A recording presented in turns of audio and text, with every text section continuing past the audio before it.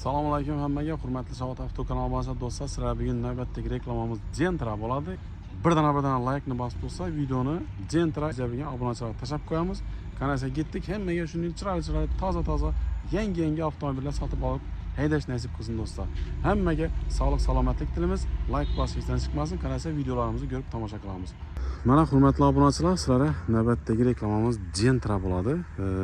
Gentra avtomobilimiz do'stlar 2018-yilda ishlab chiqarilgan, holati вообще zo'r. Mexanika korobka, tixol, polik, hamma narsalari qo'yilgan, video registratorlari bor. Yurgani 130 ming kilometr, lekin motor hali ochilmagan, klapan ham tuzilmagan do'stlar. Вообще zo'r holatda turibdi. Hozir kapotini ochib ko'rsatamiz.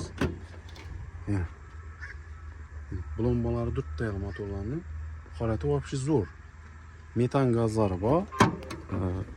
130 ming yurgan, lekin motorlari ochilmagan. Kraskasini keladigan bo'lsak do'stlar, birdan akrela almashgan. Kapotning yuzida kraskasi bor, boshqalari zo'r.